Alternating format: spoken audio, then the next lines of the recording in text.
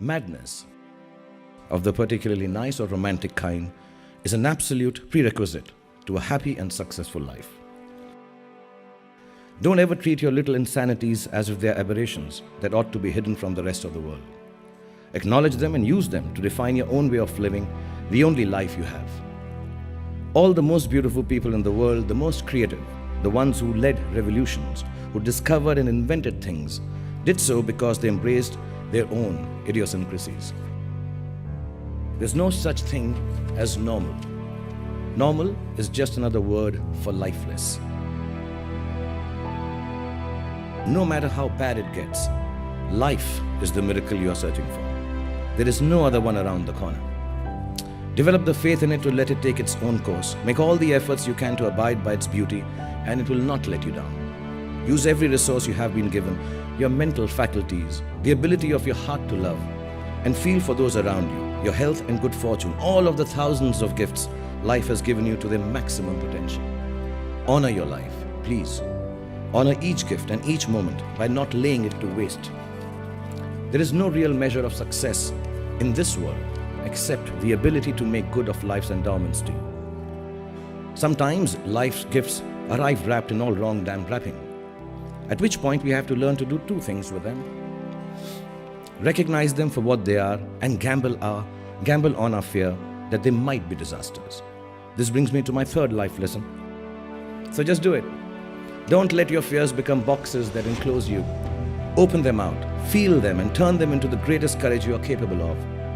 I promise you, nothing will go wrong. But if you live by your fears, everything that can possibly go wrong will go wrong. And while we were talking about fears and bravery, let me also add this, that all the planning in the world won't take you where you want to go. And it's fine not to know what you want to be 20 years from now. It's okay to be confused. Confusion is the root to all the clarity in the world. Don't worry about it too much. Don't ever take yourself seriously enough to be so clear about your own ideas that you stop respecting other people's. Our values are our values.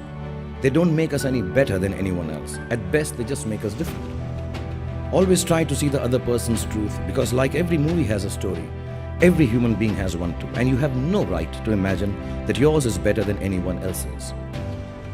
When life hits you with all the force of its resplendent rage, the Rolls isn't going to give you comfort. A friend's grace will. And if you can't find resolution as easily as you would like to, please don't panic. Everything evolves as you go along. Even disasters eventually resolve themselves. Give life the space to move at its own pace, pushing it ahead only by way of being kind to yourself when you're hurting or in despair. And you will be hurting and despairing a lot in this lifetime. You don't always have to figure things out or find an explanation for the circumstances you are in. It's more prudent to accept that sometimes there just isn't one. All the names you give yourself or those that others call you are just labels.